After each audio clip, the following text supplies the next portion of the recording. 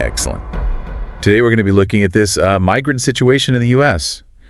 I mean, it's everywhere in the news right now. Yeah, seems like it. Lots of debate. You sent me this article, and it's really something. We're going to dive into it. Yeah. So let's see. It starts with, well, it's about cities evicting these migrants from hotels. Oh, yeah, the hotel thing. They were staying in for free, but...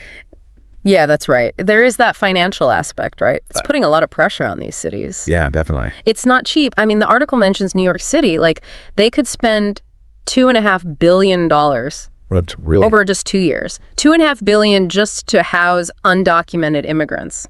So you can imagine the strain. Wow. Yeah, that's a massive amount of money. So other cities are watching this closely. Yeah, for sure. But what happens to the migrants after they get evicted? Well, yeah. The article mentions that some end up in shelters, which I guess is better than nothing. Right. But some are ending up on the streets, sleeping in trains. Really? Yeah. It's pretty far from that American dream, I think. Yeah, it's sad. It's a tough situation. And it seems like it's causing some security issues as well, right? Mm-hmm. The article mentions this guy, Tom Homan. Right, the new borders are. Yeah, and he wants to crack down on what he's calling sanctuaries for criminals. Yeah, he's got a pretty strong stance on it. His plan is to double the number of agents in sanctuary cities. So for anyone listening who might not be familiar with that term, sanctuary cities are basically jurisdictions that don't fully cooperate with federal immigration enforcement. I see. And Homan, he's planning these weekly operations in shelters. Weekly? Wow. It's a pretty direct way to target these cities. So they're basically going into these shelters, and I guess... Well, the article mentions that police raids have already turned up some worrying things. Oh, like what? Weapons, stolen goods, things like that. Seriously? There's even reports of gangs forming in the shelters. Yeah, so, I mean, there are definitely legitimate security concerns there. For sure. But on the other hand, you have to think about how these raids impact the migrants. Yeah. I mean, more fear, more mistrust. Yeah. Makes it even harder to actually help them. Exactly. So are people actually on board with this approach? I mean, everyone. Well, not everyone. The article mentions a few governors who are pushing back. Yeah. What are they saying? They're calling Homan's measures extreme. Some are even refusing to cooperate with any mass deportations. That makes sense, I guess. They're worried about creating more chaos and fear. Yeah, definitely. But Homan seems pretty determined. The article quotes him saying, "We'll do the work with or without you, but if you're not going to help, get out of our way." Wow, it's not messing around. Sounds like it. Yeah. But it does show how divided people are on this issue. Absolutely. Okay, so moving on a bit, the article also talks about this program, this prepaid debit card program. Yeah, I read about that. It's supposed to help families, immigrant families, buy food. Right.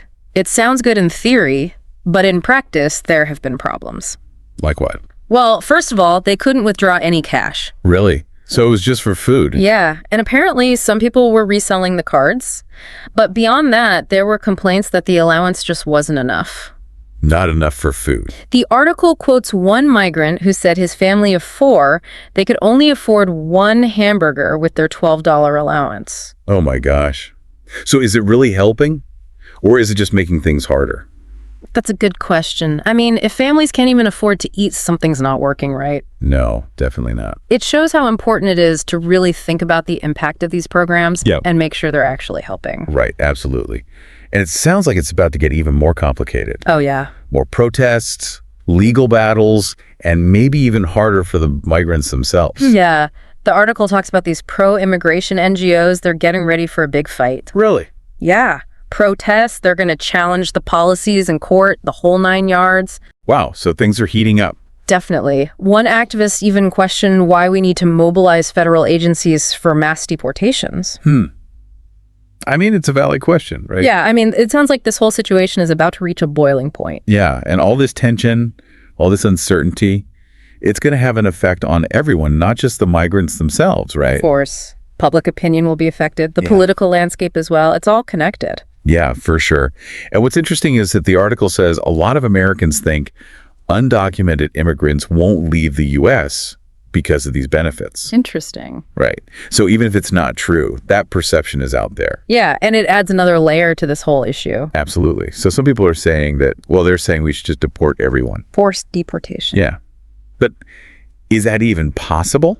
I mean, is it even the right thing to do? It's a really complicated question. Yeah. The article doesn't really get into the ethics of it all, but it does talk about how difficult it would be legally. Oh, right. Yeah. I mean, forcing people to leave a country where they may have put down roots. Even if they came here illegally. Exactly. It's not as simple as just rounding everyone up and sending them back. No, definitely not. There are a lot of legal challenges, not to mention potential human rights violations. Yeah, true.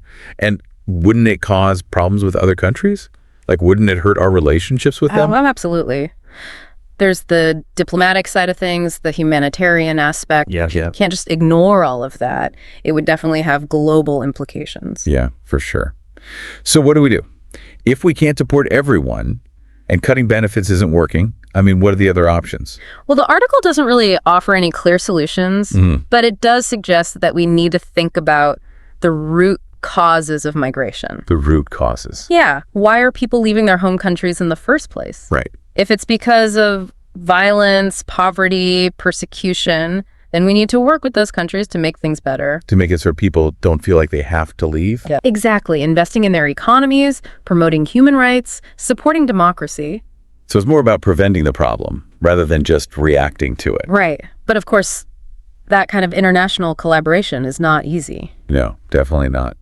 And what about people who are already here, who are seeking asylum? The article mentions that the temporary protected status program is ending soon. Yeah, that's right. And that's going to impact a lot of people from El Salvador, Honduras, Haiti. So they'll have to go back, even if it's dangerous. They'll have to either go back or face deportation. Wow. So it sounds like we need to make the asylum process better. Yeah, it needs to be more humane, more efficient. Streamlined. Exactly. We need to make sure that people's claims are processed fairly and quickly and that they have the support they need to navigate this really complex system. Yeah, that makes sense. Now, the article asks this question, and I'm not sure what to make of it. What's the question? It asks if the U.S. should stop migrants from staying in luxury hotels. Luxury hotels. Yeah. I mean, it seems like a strange question to ask, right? Yeah, I mean, it kind of plays into this idea that migrants are living the high life. Right, like they're taking advantage of the system. But as we've seen, that's not the reality for most people. No, most people are struggling. They're getting evicted, they can't afford food, they're living with the constant fear of deportation. Yeah, it's not exactly luxurious. No, not at all. And it feeds into this harmful narrative that migrants are just here for a free ride, Yeah, which completely ignores the real reasons why people migrate. exactly. It's a lot more complex than that. And it's important to remember that. So where do we go from here? I mean, if deportation isn't the answer and cutting benefits isn't enough, what do we do? Well, the article mentions that some migrants are starting to leave the U.S. voluntarily. Really? Yeah. They're going back to their home countries or going to other countries like Mexico. Because they don't want to get deported. Right. Or maybe they're just realizing that the American dream isn't what they thought it would be. So it's like the opposite of what we usually see.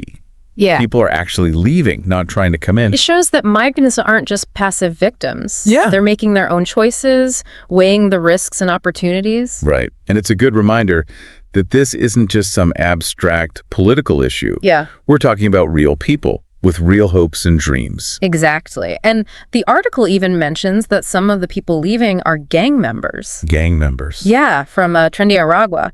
They're afraid of being detained. Wow. So on one hand, you could say that's a good thing, right? Fewer criminals in the U.S. Yeah. But it also raises questions about what they'll do in other countries. Will they just continue their criminal activity somewhere else? Exactly. And what does that mean for those countries? Right. It's like this whole situation is having ripple effects all over the world. It's all interconnected. So how do we even begin to fix it? It's a tough question. There's no easy answer. Yeah. It requires a much broader perspective. What do you mean? We need to stop seeing this as us versus them. Yeah. And start recognizing that we're all connected. That we're all human. Exactly. That's where real change starts. Okay, so what can we do? As individuals, I mean.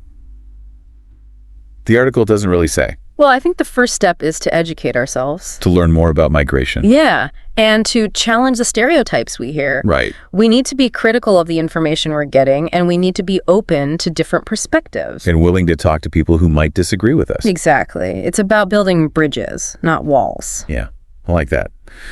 What else can we do? We can support organizations that are helping migrants. Like providing legal aid, shelter, food. Exactly. They're doing really important work. So even small things like volunteering or donating can make a difference. Every little bit helps. And it all comes back to remembering that this is about real people, Yeah. not just numbers or politics, We need to treat everyone with dignity and respect. no matter where they come from. So, I mean, it seems like we've gone back and forth here, but it doesn't sound like there's some easy answer. Yeah, no magic bullet. Right. Right. Like it's not about just opening the borders or closing them or just giving more benefits or taking them away. Yeah, it's a lot more complicated than that. It really is. This deep dive, I mean, it's shown how many different layers there are to this whole thing. Absolutely. We've talked about so much, the politics, the money, the security, and of course the human side of it all. Can't forget that. Yeah. And the article, it lays it all out there. It does. All the different sides of the argument, like some people saying we need stricter borders, fewer benefits. Yeah, the argument there is that it'll stop illegal immigration. Right. Protect the country. And then you have the other side saying we need to be more humane, make it easier for people to get asylum, Yeah. to a path to citizenship for people who are already here. Right. Saying we should be more compassionate. That building walls just makes things worse. Like that's where the real work has to happen. Yeah. In between those two sides. Yeah, finding some kind of common ground. Understanding each other. Seeing that there's more than one way to look at this. Yeah. Maybe that's where we'll actually start to see some progress. I think so. And the article, even though it doesn't give us all the answers, it does push us in the right direction. To think about things differently. Yeah. Yeah. To look beyond just the politics, the economics, the security. And see the human cost. Right? Yeah, exactly. And what it means for us as a country, morally. It's a challenge for sure, It is. but it's one we have to take on. Absolutely. So as we're wrapping this up, I keep thinking about this question. What question? What do you think is the better way to handle this crisis? What should be our priorities? Yeah, that's a good question for everyone to think about. It is. So to everyone listening, keep learning about this, keep asking questions, keep the conversation going.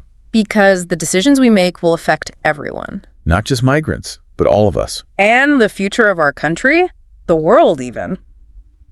So thank you for joining us on this deep dive. It's been a pleasure. And until next time, keep learning, keep thinking, and keep talking about these important issues